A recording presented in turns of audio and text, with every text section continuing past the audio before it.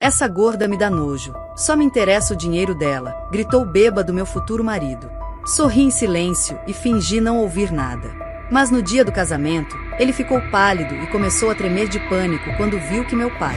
Mas antes de continuar, me conta nos comentários, de qual cidade você está me ouvindo?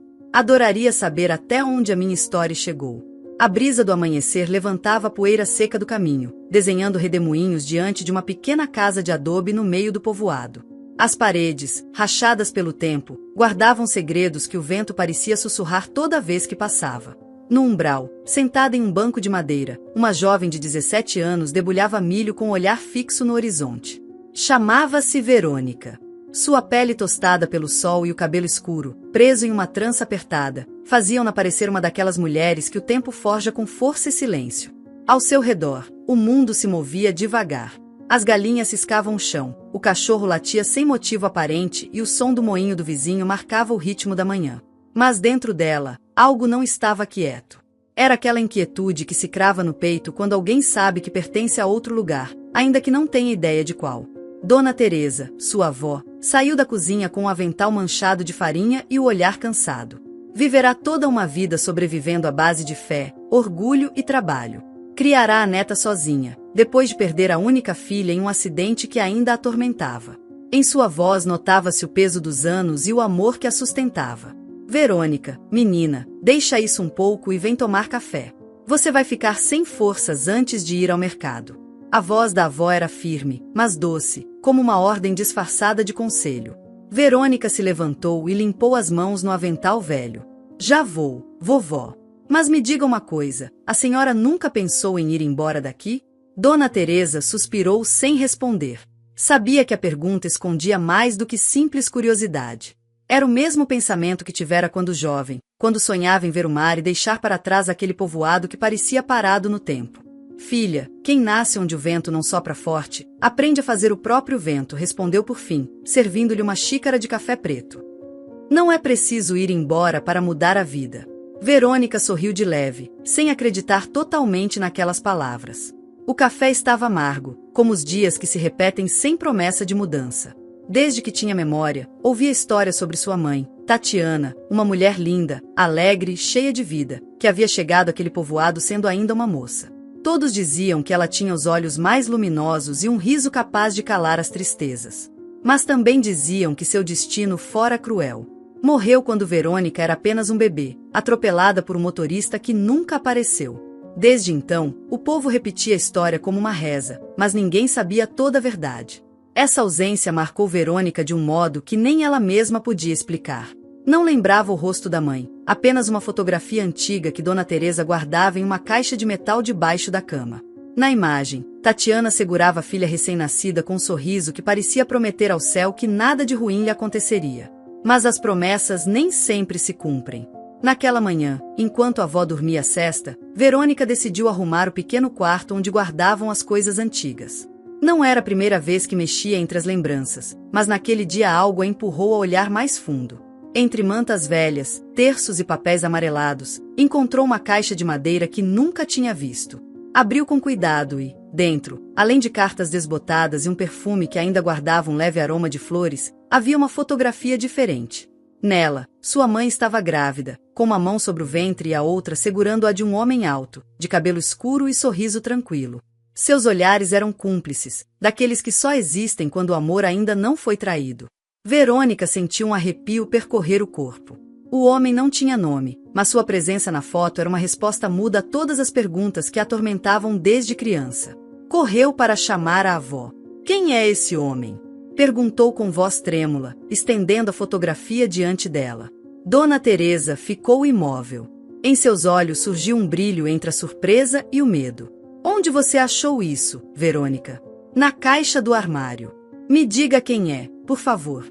A avó sentou-se lentamente, como se o peso dos anos caísse de repente sobre os ombros. Esse homem silenciou por um instante. Foi alguém que sua mãe conheceu antes de você nascer. Meu pai. A voz de Verônica se quebrou. Dona Teresa desviou o olhar. Não sei ao certo. Tatiana nunca quis falar muito dele. Só me disse que se conheceram no litoral, quando ela foi trabalhar um verão. Eles se apaixonaram, mas antes de voltar, brigaram. Ele não voltou mais. Verônica apertou a foto com força. Brigaram por quê? Por nada importante, ou por tudo, quem sabe. Os jovens às vezes destroem o que mais amam por orgulho, respondeu a avó, olhando para o chão. O silêncio se tornou incômodo. O quarto se encheu de um ar pesado, como se a verdade ainda estivesse escondida entre aquelas paredes. E nunca tentou procurá-la? Perguntou a jovem. Dona Teresa balançou a cabeça. Sua mãe lhe escreveu, mas jamais obteve resposta. Depois aconteceu o que você já sabe. Verônica sentiu uma pontada no peito. Olhou novamente para a fotografia. O homem sorria sem imaginar que aquele sorriso ficaria congelado na história de uma menina que cresceria sem ele. Naquela noite, não conseguiu dormir. A imagem do desconhecido a perseguia. Perguntava-se como seria sua voz, se ainda viveria, se algum dia pensara nela. Era uma mistura de raiva, curiosidade e esperança. Dentro de si, algo despertou. Ao amanhecer, saiu para o quintal. O céu ainda estava tingido de violeta e o galo do vizinho quebrava o silêncio. Sentou-se no tronco onde costumava escrever seus pensamentos em um caderno escolar. Ali, entre palavras tropegas, havia registrado seus sonhos de menina, ser tradutora, morar perto do mar, conhecer o mundo. Escrevera 1000 vezes, como se ao repetir pudesse torná-lo real. Dona Teresa apareceu com um xale sobre os ombros. Vi você inquieta ontem à noite. Aconteceu alguma coisa? Verônica hesitou, mas depois falou. Vovó, não quero ficar aqui a vida toda. Quero estudar, aprender idiomas, viajar. Quero ir a um lugar onde ninguém me conheça e recomeçar. A avó a observou em silêncio. Em seu rosto misturavam-se orgulho e medo. Essa vida não é fácil, minha filha. A cidade não tem a bondade do campo. Ela arrasta quem não sabe se defender. Mas também ensina, respondeu Verônica com determinação.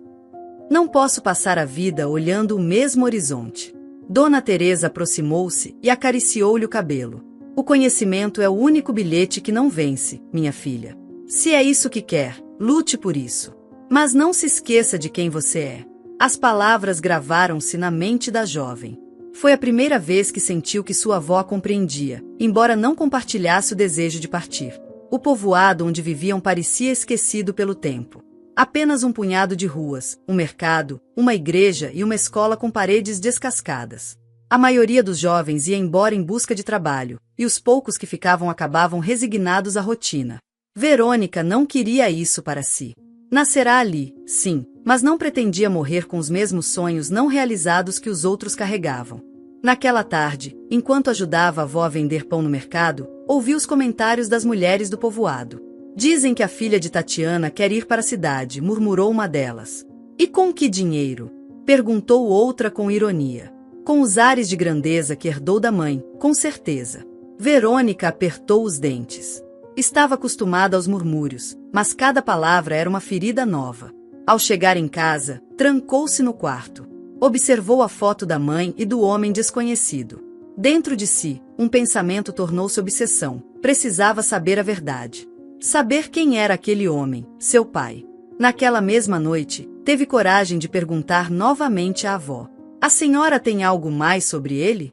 Uma carta, um nome, qualquer coisa. Dona Teresa suspirou. Só me lembro de que sua mãe o chamava de Pedro. Pedro Morales, acho. Não tenho certeza do sobrenome, mas ela mencionava que era de uma cidade junto ao mar. Verônica anotou no caderno, como se aquele nome fosse uma chave que abriria seu destino. As semanas se passaram. O povoado continuava o mesmo, mas Verônica não. Começou a dar aulas de leitura às crianças da vizinhança, com os poucos livros que tinha. Em troca, as mães lhe davam frutas ou pão. Guardava tudo numa caixa, com propósito, juntar dinheiro para ir embora. Dona Teresa observava em silêncio, entre orgulho e medo. Às vezes, ao vê-la estudar à noite, lembrava-se da filha. Tatiana também tivera os mesmos olhos cheios de luz e teimosia. O destino parecia repetir-se. Uma tarde, enquanto o sol caía atrás das colinas, Verônica saiu para caminhar até o morro onde costumava refugiar-se quando precisava pensar. De lá, o povoado parecia pequeno, quase irrelevante. Sentou-se numa pedra e respirou fundo. O ar cheirava a terra seca e promessas quebradas. Em sua mente, ouviu as vozes do passado, as risadas da mãe nos relatos da avó, os murmúrios do povoado, as palavras que diziam que uma moça como ela nunca conseguiria nada. De repente, uma certeza invadiu: não ficaria ali para comprovar isso. Voltou para casa quando a noite já havia caído. A avó a esperava no alpendre, com uma lamparina acesa. Onde você estava, minha filha? Fiquei com o coração apertado. Pensando no futuro, respondeu Verônica com um sorriso tranquilo. Em tudo o que quero fazer antes de morrer. Dona Teresa segurou-lhe as mãos. Só me prometa que não deixará que o rancor te guie. Querer seguir em frente é uma coisa, mas fazer isso para provar algo ao mundo é bem diferente. Verônica assentiu. Não quero provar nada, vovó. Só quero entender por que a vida me tirou tanto sem me dar uma razão. A avó a abraçou com força.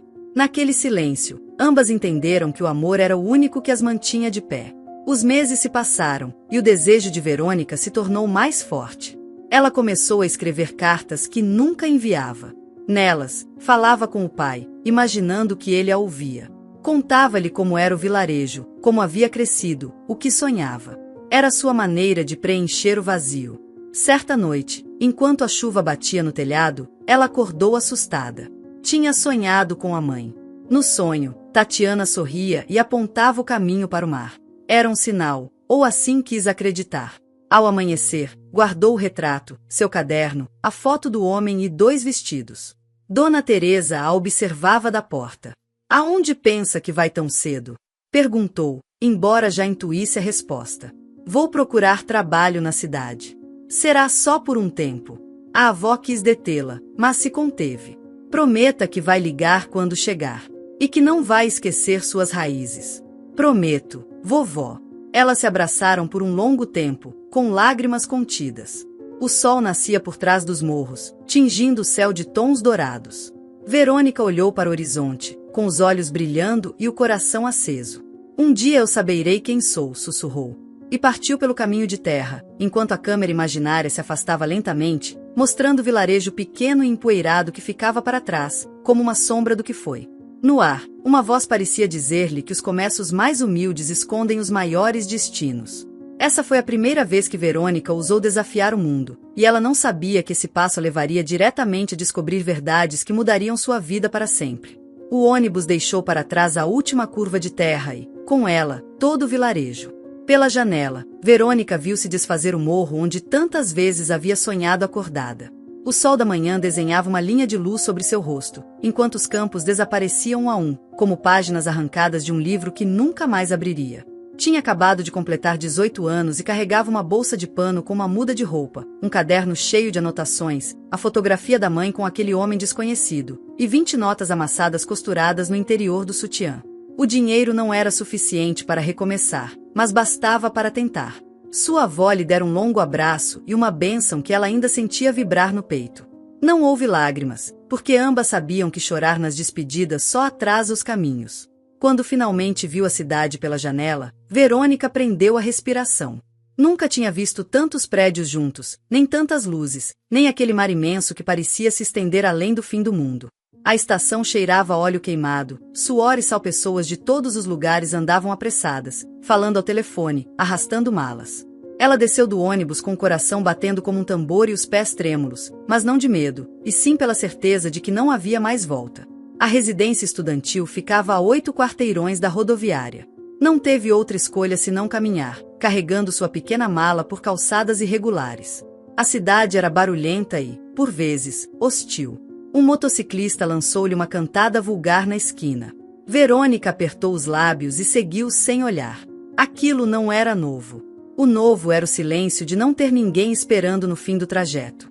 Ao chegar, foi recebida por uma senhora com óculos pendurados no pescoço e expressão cansada. Você é Verônica Mendoza? Perguntou sem sorrir. Sim, senhora. Quarto 304. Vai dividi-lo com mais 2 garotas. As regras estão no folheto. A cozinha é limpa por todas, e não queremos dramas. Verônica assentiu, sem saber bem o que dizer. O elevador estava quebrado, então subiu pelas escadas. Cada degrau parecia pesar mais que o anterior.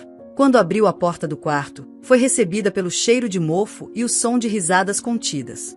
Você é a nova? Perguntou uma garota do beliche.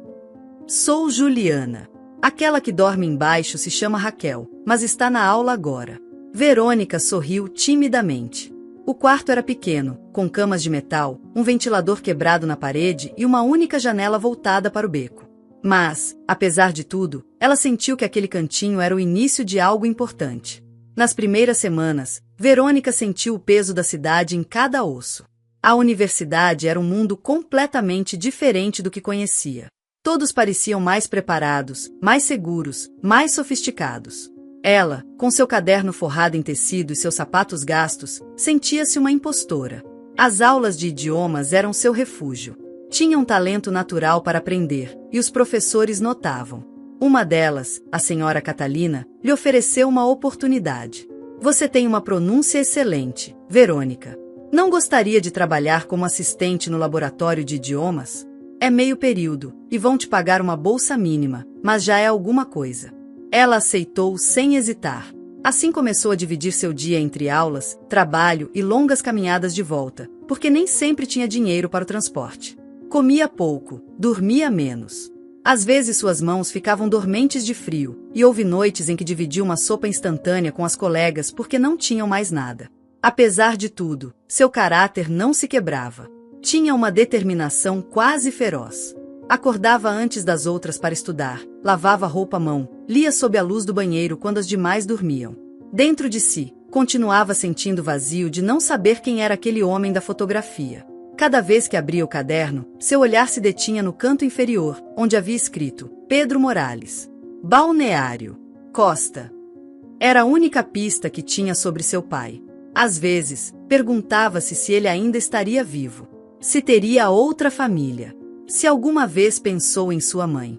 O rancor começava a crescer como uma era silenciosa. Como alguém podia desaparecer assim, como se nunca tivesse amado? Num fim de semana, recebeu uma ligação inesperada. Era a Dona Teresa. Filha, estive limpando o sótão e encontrei algo que talvez você queira ter, disse com voz trêmula. É uma carta. Sua mãe a escreveu, mas nunca a enviou. Está endereçada a Pedro Morales. Não sei se serve de algo agora, mas... Guarde-a, vovó. Por favor. Vou buscá-la assim que puder. Naquela noite, Verônica não conseguiu dormir. Pensava na carta. O que diria? Seria uma despedida, uma reclamação, uma confissão? Na manhã seguinte, pegou um ônibus e viajou de volta ao vilarejo. Era a primeira vez que voltava desde que partirá. O caminho lhe pareceu mais curto, porém mais cinzento. O vilarejo estava igual, quase imóvel. Ao chegar, Dona Teresa esperava no batente da porta, com os olhos úmidos. Pensei que tivesse esquecido desta velha, disse, abraçando-a forte. Nunca poderia. Passaram a tarde juntas. A avó lhe preparou café com pão de erva doce, como nos velhos tempos. Depois, lhe entregou a carta. Verônica a leu em silêncio. A letra de sua mãe era firme, quase elegante. Dizia que o amara de todo o coração. Que não entendia por que ele se afastara, mas que precisava dizer algo importante. Estava grávida. Que não queria dinheiro nem explicações. Apenas que soubesse que havia uma parte dele crescendo em seu ventre. A carta não tinha data, mas o papel amarelado falava dos anos. No final, havia apenas um endereço incompleto. Pedro Morales, Praia Azul, Costa Norte. Verônica sentiu o coração apertar. Aquela carta era uma prova viva de que sua mãe havia tentado. Que não fora ela quem fechará a porta. Por que não a enviou, vovó? Sua mãe me deixou para que eu a colocasse no correio. Mas justo então ela morreu. Eu não sabia o que fazer. Tive medo. Não sabia se aquele homem era bom ou mau. Fiquei com raiva por ele não estar lá. Guardei tudo. Errei. Eu sei.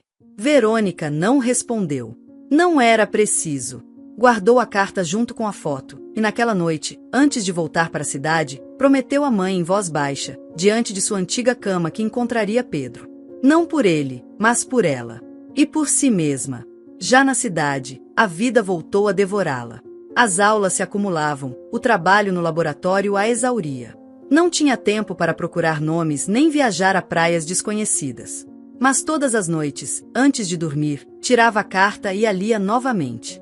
Como uma prece sem fé, como uma história que ainda não tinha fim. Num sábado de manhã, enquanto limpava as mesas do laboratório, a professora Catalina se aproximou. Você já pensou em estudar fora do país? Verônica a olhou sem entender. Você tem talento.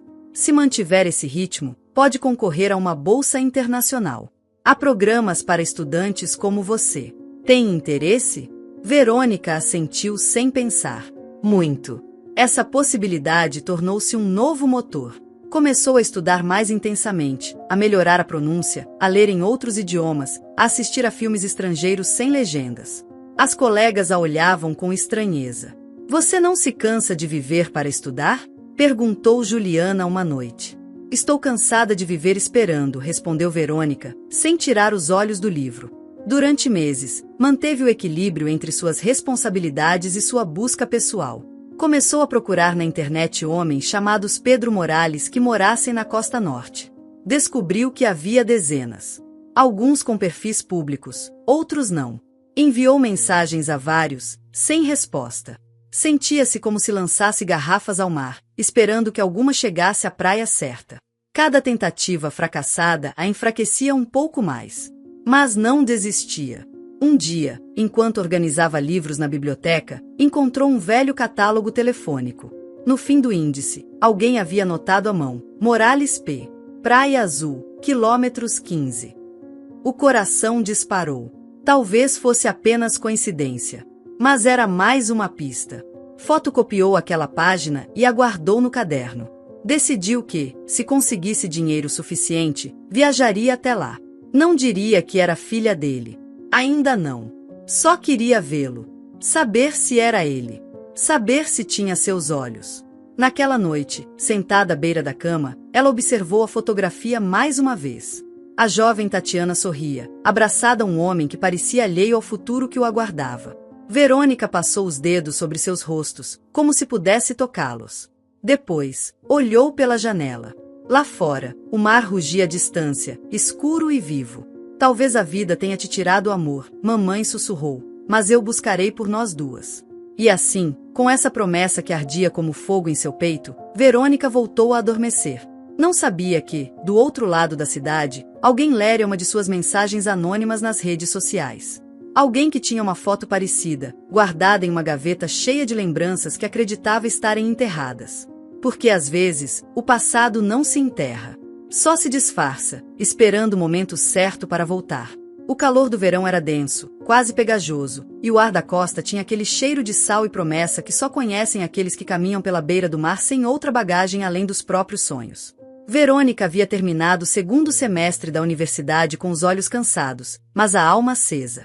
Fora aceita como estagiária de tradução em um hotel de luxo que se erguia como um palácio branco diante do mar, onde os turistas falavam mais idiomas do que ela ainda podia compreender. Para muitos, seria apenas um trabalho temporário, uma forma de ganhar algum dinheiro entre as aulas. Para Verônica, porém, era uma janela aberta para um mundo que sempre acreditou ser distante. No primeiro dia, chegou com os nervos à flor da pele. Usava uma blusa emprestada e uma calça que havia passado com cuidado, escondendo os remendos com o cinto da avó.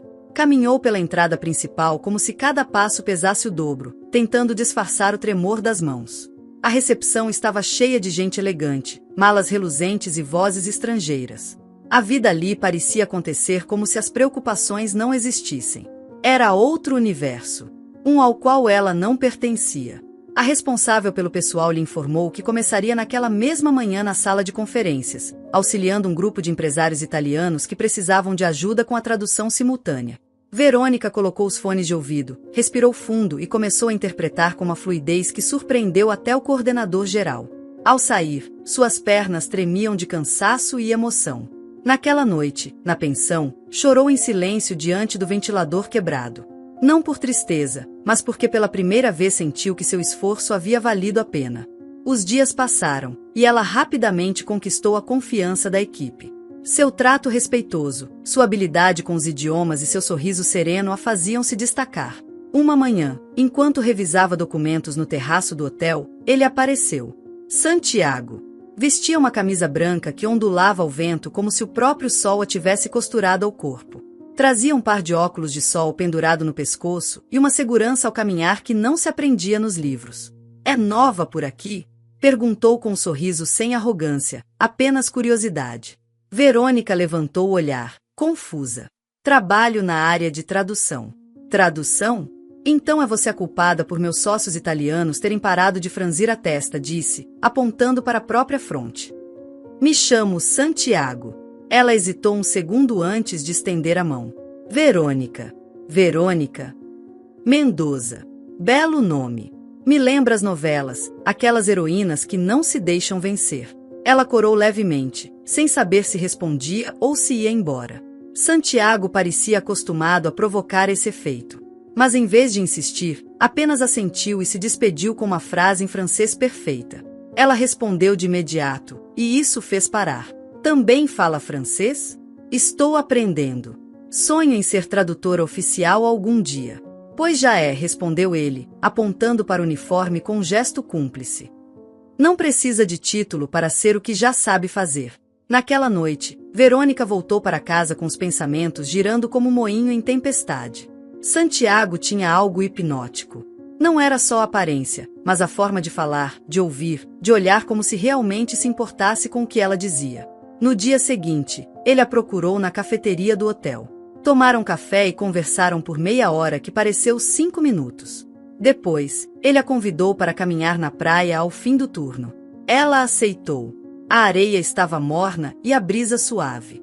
Caminharam descalços, falando de música, cinema, livros. Santiago confessou que seu pai era dono de uma rede de hotéis e que crescerá viajando. Estava na cidade para supervisionar alguns projetos, mas ficaria por mais alguns meses. Verônica se mostrou cautelosa. Não sabia se acreditava na história do filho de empresário ou se era apenas outro jovem rico entediado fingindo ser gentil. Mas quando ele perguntou o que ela fazia quando não estudava ou trabalhava, ela baixou o olhar.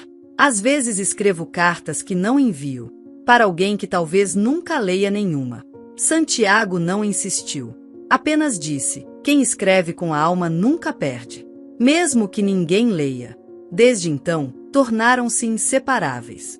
Cada encontro era mais íntimo, mais natural. Santiago a convidava para jantares improvisados em terraços privados, para concertos à beira-mar, para ler juntos sob as palmeiras.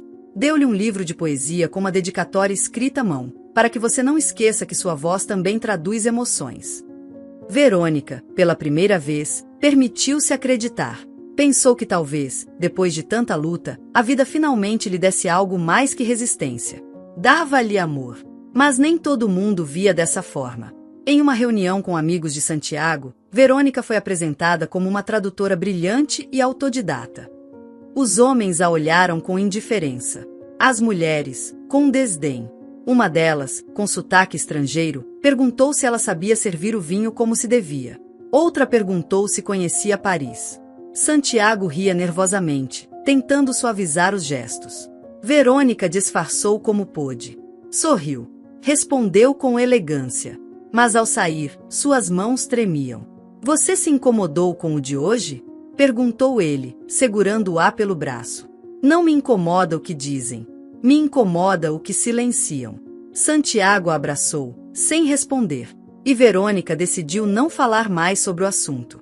Pensou que o importante era o que eles compartilhavam, não o que os outros opinavam. Passaram semanas assim. Entre aulas, traduções, carícias furtivas e palavras doces. Ele a chamava à noite apenas para ouvir sua voz. Ela escrevia seu nome nos cantos de seus cadernos.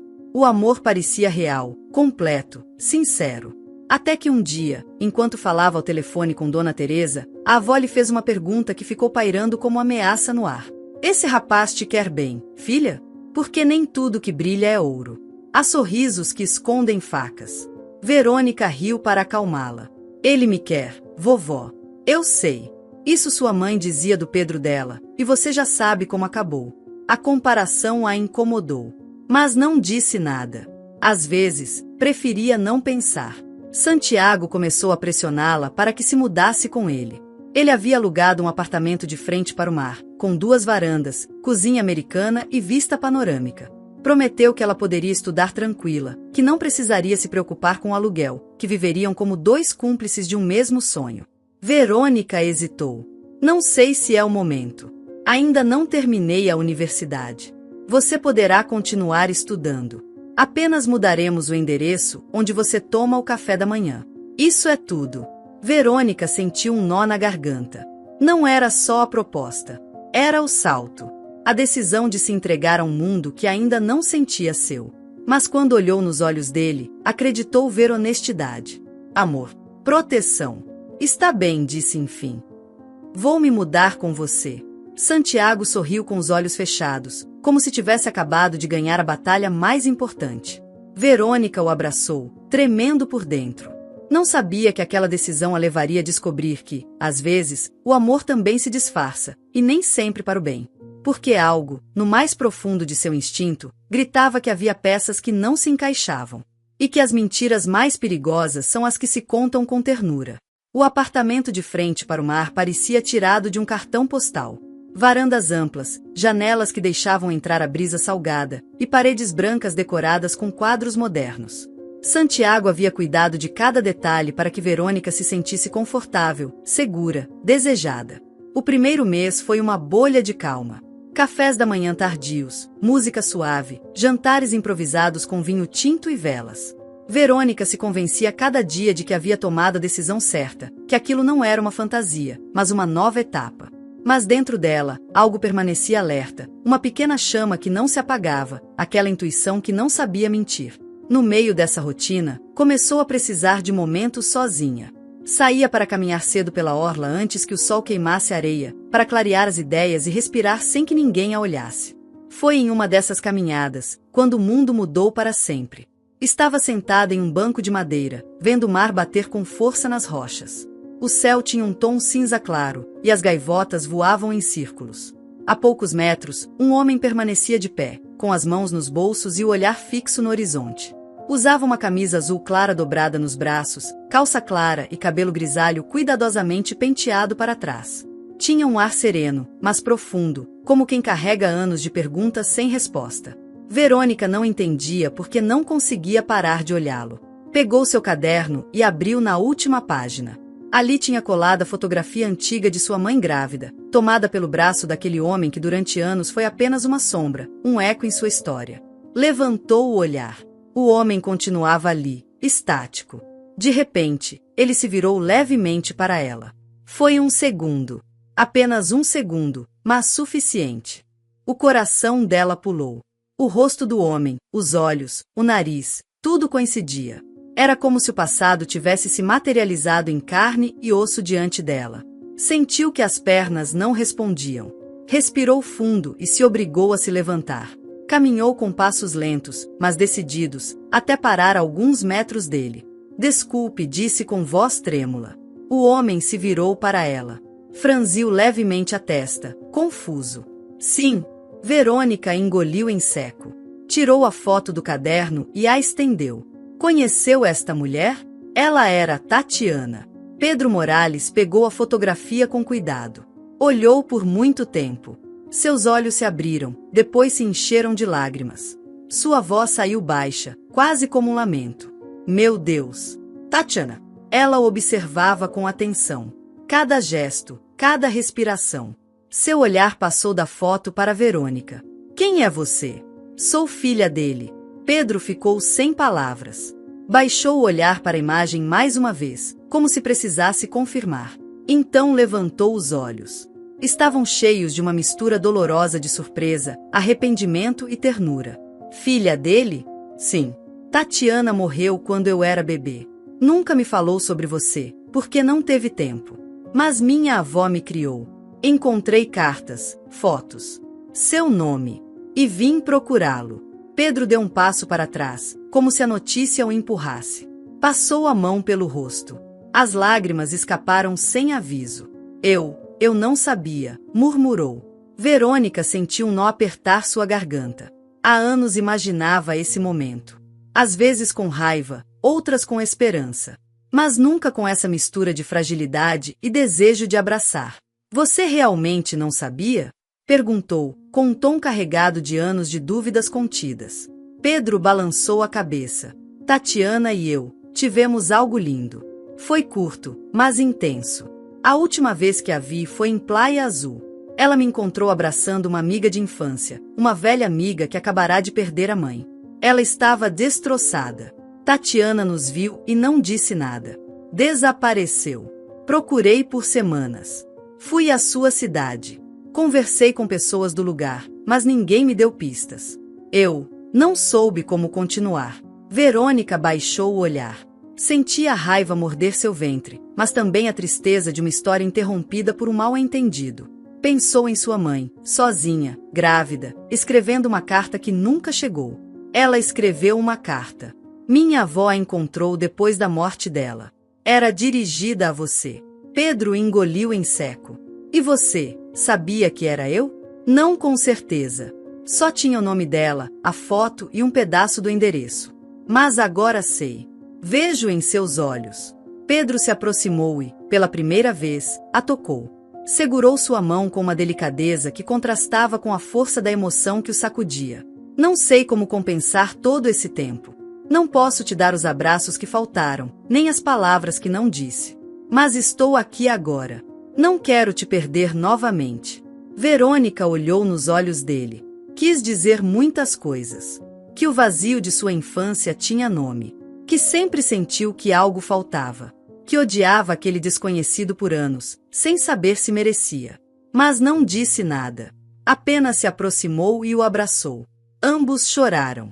Choraram como dois estranhos que se reconhecem no sangue. Como pai e filha que se encontram depois de tanto silêncio. As pessoas passavam ao redor, alheias à magnitude daquele instante. Só o mar parecia compreender. Desde aquele dia, começaram a se ver com frequência. Pedro a convidava para almoçar, passear pelo porto, ouvir música ao vivo em um pequeno terraço à beira-mar. Contava histórias de sua juventude, de suas viagens, dos livros que amava. Verônica o ouvia com fome. Era como reconstruir um edifício a partir dos escombros. Lentamente, pedra por pedra. Pedro insistia em ajudá-la financeiramente. Ela recusou no começo, por orgulho. Mas depois entendeu que não era um ato de caridade, mas uma forma de curar. Aceitou sua ajuda para completar os gastos da universidade. Comprou livros novos, trocou de sapatos e, pela primeira vez em anos, respirou sem a angústia do dinheiro.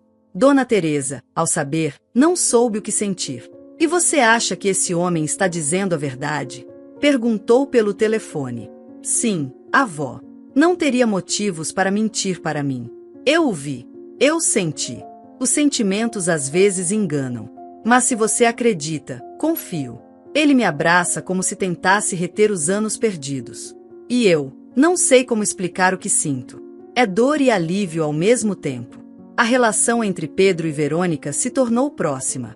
Ele lhe mandava mensagens de manhã, perguntando como acordava. Deu-lhe um pequeno pingente com a inicial de Tatiana. Chorou quando ela o colocou. Sua mãe teria ficado tão orgulhosa de você. Verônica começou a escrever novamente em seu diário. Fazia todas as noites, sentada na varanda, com a brisa brincando entre as páginas. Numa dessas noites escreveu: "O mar me tirou, o mar me devolveu." Não sabia que, do outro lado do apartamento, Santiago falava ao telefone com tom tenso. Sim, eu sei. Mas não agora. Ainda não.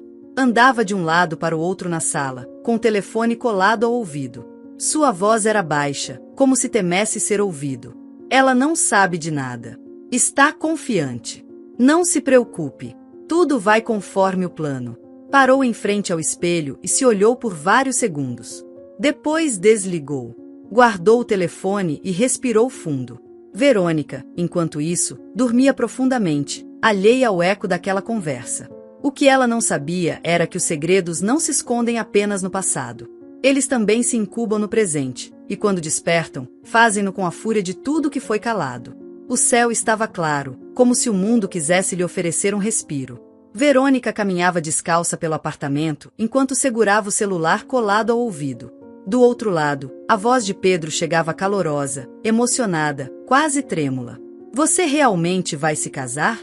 perguntou ele, como se ainda precisasse confirmar mais uma vez. "Sim, papai. Santiago me pediu ontem. Foi lindo. Ele me levou ao lugar onde nos vimos pela primeira vez, e bem, eu me ajoelhei antes dele", brincou ela com uma risada que trazia nervosismo e euforia. Pedro ficou em silêncio por alguns segundos. Você tem certeza, filha? Nunca estive tão certa de algo. Ele me faz sentir protegida. Ele cuida de mim. Ele me olha como se eu fosse algo sagrado. Pedro respirou fundo, tentando não soar preocupado. Tinha um pressentimento estranho, embora não quisesse estragar a alegria da filha. No fim, limitou-se a dizer: então estarei com você nesse dia. Não perderia por nada. Verônica se emocionou. Ela vinha sonhando com esse instante há semanas. Desde pequena imaginava como seria caminhar até o altar. E agora, com seu pai recuperado em sua vida, tudo parecia finalmente se encaixar. A notícia do casamento se espalhou rapidamente. A residência estudantil se encheu de suspiros, felicitações e invejas contidas. Suas antigas colegas, Juliana e Raquel, mal podiam acreditar. Você realmente vai se casar com Santiago Marques? O filho do dono dos hotéis? Perguntou Juliana, incrédula. Sim. E estou feliz, respondeu Verônica, ainda com o anel brilhando no dedo. Só, cuide-se, disse Raquel, em voz baixa. Às vezes homens como ele não mostram tudo desde o começo. Verônica fingiu não ouvir. Não queria manchar sua alegria com suspeitas. Os preparativos começaram imediatamente. Santiago cuidou de tudo. Contratou uma renomada organizadora de eventos, escolheu um hotel à beira-mar para a cerimônia e prometeu que seria um casamento inesquecível. Verônica, transbordando de emoção, deixou-se levar pelo turbilhão. Experimentou vestidos de renda, escolheu flores brancas e mandou bordar suas iniciais nos guardanapos. No meio do caos, ligou para Dona Teresa. Vovó, você precisa vir. Não aceito um não como resposta. E o que esse rapaz quer com você, casando-se tão de repente? Ele quer uma vida comigo. Ele me ama. Dona Teresa suspirou do outro lado do telefone. Sabia que não podia detê-la. Então começou a preparar sua mala com mãos trêmulas. Verônica sonhava com a cerimônia. Todas as noites a imaginava diferente.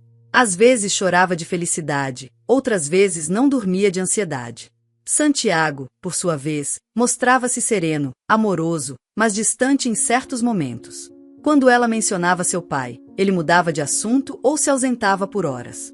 Verônica notava essas ausências, mas as atribuía ao estresse dos preparativos. Pedro insistiu em ajudar com o casamento, mas Santiago foi claro. Não é necessário.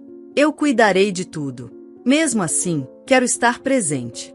Ela é minha filha. Santiago olhou para ele com frieza. Eu não sabia. Pedro franziu a testa. Perdão? Não sabia que você era o pai dela. Seu nome não aparece em nenhuma lista. E já está tudo organizado. Pedro sentiu que algo não estava certo. Mas não quis iniciar um conflito naquele momento. Simplesmente se retirou, irritado, sem dizer mais nada. Na véspera do casamento, Dona Teresa chegou à cidade. Verônica correu para abraçá-la. Choraram longamente no meio da plataforma. Você está linda, minha menina. Igual sua mãe. Você acha que ela estaria feliz? Mais do que você pode imaginar.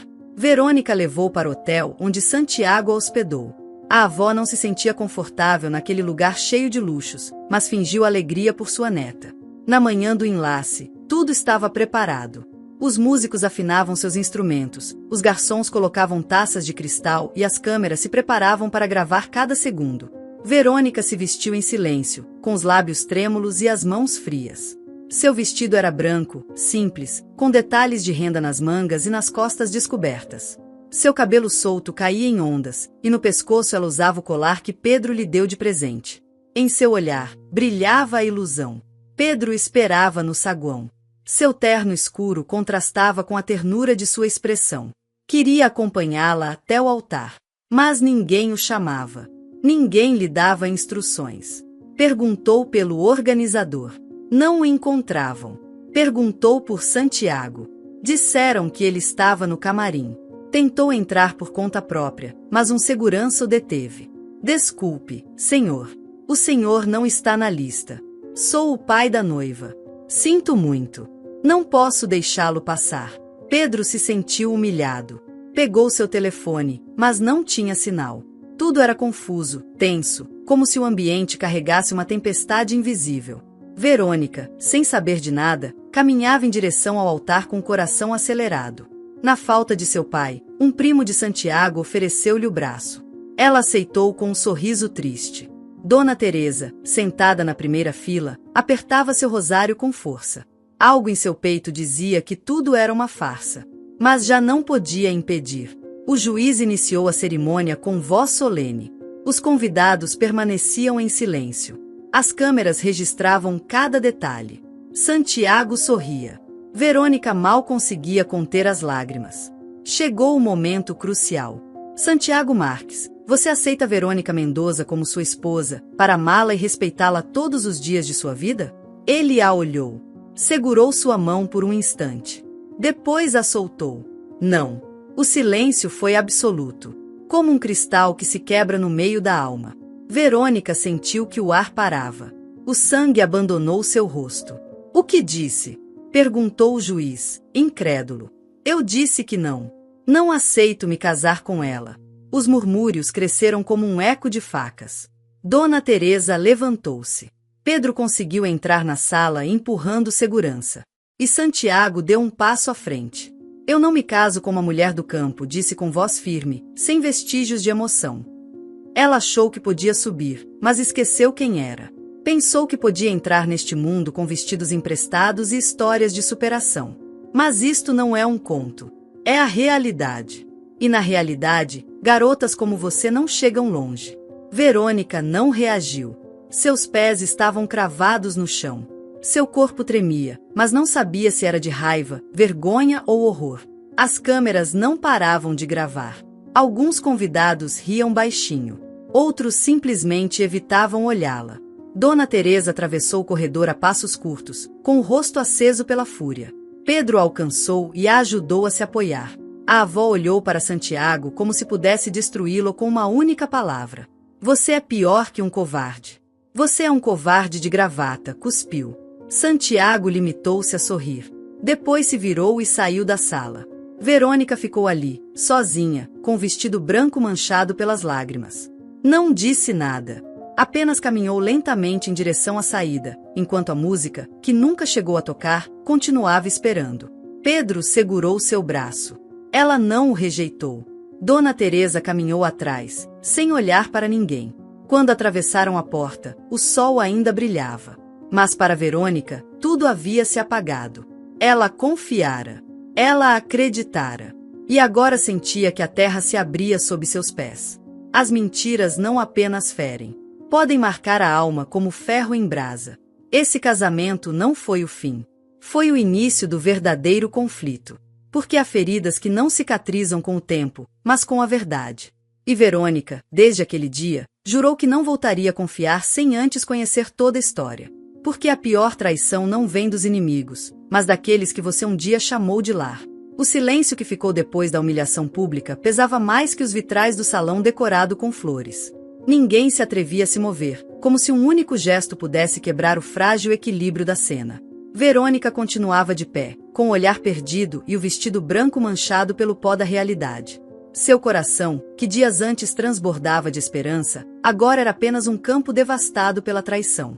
Foi então que se ouviram passos firmes e decididos entrando pelas grandes portas de vidro. As cabeças se viraram, os murmúrios cessaram. Pedro Morales apareceu vestido com um terno escuro, o rosto aceso não pela raiva, mas pela determinação. Seu olhar foi direto a Santiago, e sua voz cortou o ar como uma faca. Sou o pai da noiva. Os convidados se entreolharam, confusos. Alguns reconheceram o nome. Outros não sabiam como reagir. Santiago, que já havia se virado para sair, parou de repente. Virou-se lentamente, com um sorriso forçado que não conseguiu esconder o medo em seu olhar. Pedro avançou até o centro do salão, sem pressa. Não levantou a voz, mas cada palavra ecoou como se tivesse um alto-falante instalado no peito. O que aconteceu aqui hoje não é apenas uma humilhação. É uma covardia disfarçada de honestidade. Uma farsa planejada com crueldade. E você, Santiago Marques, não merece nem sequer pronunciar o nome da minha filha. Santiago tentou intervir, mas Pedro levantou a mão. Ouça-me, rapaz. Porque estas palavras não são para você, são para todos os que estão aqui, sentados, testemunhas desta atrocidade. Esta mulher, Verônica Mendoza, não é uma oportunista como você a fez parecer. Não é uma garota do campo sem aspirações. É uma lutadora, uma estudante brilhante, uma filha que foi criada com valores enquanto você crescia entre luxos e traições. E agora, devo dizer mais algo, diante de todos. Ficou em silêncio por um instante. Olhou para sua filha, que mal conseguia se manter em pé. Depois para o público. Verônica não é apenas minha filha de sangue. É minha herdeira legal. Dona legítima de 25% das ações da minha empresa. Seu nome estará em breve nos documentos que a reconhecerão como aquilo que sempre foi, digna. Embora não tivesse percebido até agora. Porque meu erro foi ter chegado tarde, mas não vou permitir que alguém como você a destrua. A sala inteira ficou congelada. As câmeras, ainda gravando, captaram cada segundo. Santiago riu nervosamente. Agora resulta que isto é um romance? Heranças? Empresas? Vai dizer que vai colocá-la como diretora-geral? Não é necessário. Ela já tem mais liderança no sangue do que você em toda sua educação de elite, respondeu Pedro. E você não só a usou. Você a expôs. Planejou este casamento com intenção. Ou vai negar que contatou Marina Lopes 2 semanas antes de se comprometer? O nome caiu como uma bomba. Marina Lopes era filha do empresário com quem Santiago buscava fechar uma aliança estratégica há meses. Alguns convidados sabiam. Outros apenas fingiam surpresa. Santiago tentou retomar o controle. Isso não tem nada a ver com isso. Tem tudo a ver. Marina te rejeitou quando soube que você não havia mudado. E você, em vez de crescer, decidiu se vingar. Usou Verônica para limpar sua imagem, para aparentar maturidade e humildade. Pensou que casar-se com uma garota de origem simples faria você parecer redimido diante do pai dela. Mas quando viu que seu plano não funcionava, você a jogou no fogo. Santiago cerrou os dentes. Pela primeira vez, não tinha uma resposta preparada. Pedro deu um passo à frente, agora frente a frente com ele. Você é patético. É o tipo de homem que confunde poder com coragem. Mas vou te dizer algo, e ouça bem, dignidade não se compra. Não importa quantos ternos use ou em qual carro chegue. A dignidade se conquista com atos. E hoje você perdeu a pouca que lhe restava. O público, antes indiferente, agora murmurava intensamente. Alguns se levantaram. Outros olhavam para Santiago com desprezo. Marina, que estava no fundo do salão, retirou-se em silêncio. Sabia que aquele era o fim de toda tentativa de aliança. Pedro se virou para Verônica. Seu rosto, até então endurecido pela raiva, suavizou-se ao olhá-la. Desculpe, filha. Desculpe por não ter estado aqui antes. Mas estou aqui agora. E não vou te soltar. Verônica desabou em seus braços. Chorou como não chorava há anos. Não por tristeza. Chorou por tudo que suportou. Pelas vezes que teve que fingir força.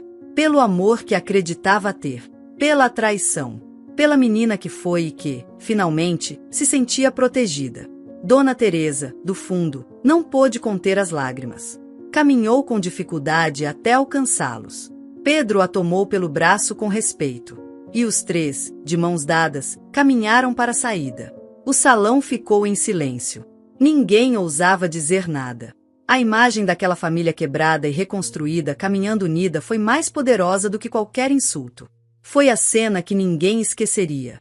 Antes de atravessar a porta, Pedro se virou uma última vez. A todos que riram, a todos que gravaram, a todos que aplaudiram por educação, lembrem-se disso. Não é preciso riqueza para ter coragem. É preciso alma. E então foram embora. A tarde caiu sobre a cidade, mas no interior de Verônica algo novo florescia. Não era alegria. Era clareza. A dor havia aberto uma fissura, e por ela entrava a verdade. Já não era a mesma. E sabia disso. Porque aquela que chegou a esse casamento era uma mulher apaixonada. Mas a que saía dali era uma mulher que havia visto a face real do amor e da traição. E estava disposta a não mais se calar. O silêncio do carro acompanhava os pensamentos confusos de Verônica. Seu vestido ainda estava úmido de lágrimas e suor, amassado pela angústia. Ao seu lado, Pedro dirigia sem dizer uma palavra, atento à estrada, mas ainda mais ao estado emocional de sua filha. No banco de trás, Dona Teresa segurava firmemente seu terço, embora desta vez não rezasse. Apenas olhava pela janela, como se observar a paisagem fosse sua única forma de conter a raiva. Quando chegaram ao aeroporto privado, um helicóptero os aguardava com as hélices girando lentamente. Verônica não perguntou nada. Não precisava de respostas.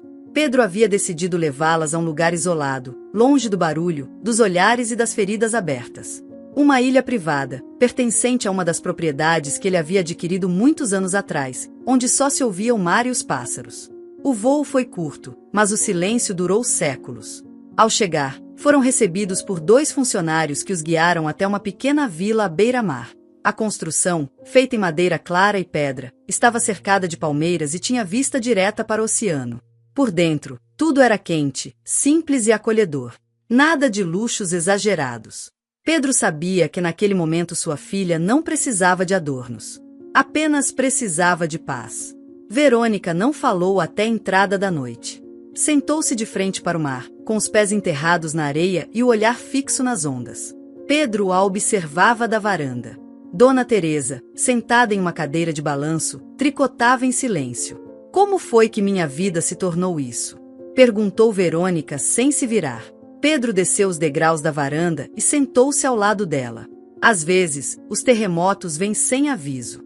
Eles destroem tudo, mas também deixam espaço para construir algo novo. Ela respirou fundo. Não sei se posso perdoá-lo. Você não precisa. Mas também não posso odiá-lo para sempre. Pedro olhou para ela com ternura. O ódio te prende mais do que o amor. É uma corrente. O perdão não é para ele, é para você. Ela se virou para o pai, com os olhos vermelhos. E você? A quem você não perdoou? Pedro engoliu em seco. O momento havia chegado. Ele havia prometido não deixar este mundo sem contar toda a verdade. A mais dura. A que queimava seu peito há décadas. Sua mãe sussurrou. Verônica franziu a testa. O quê? Pedro apoiou os cotovelos nos joelhos, olhando para o chão. Não apenas a perdi por um mal-entendido. Não apenas desapareceu sem que eu pudesse encontrá-la.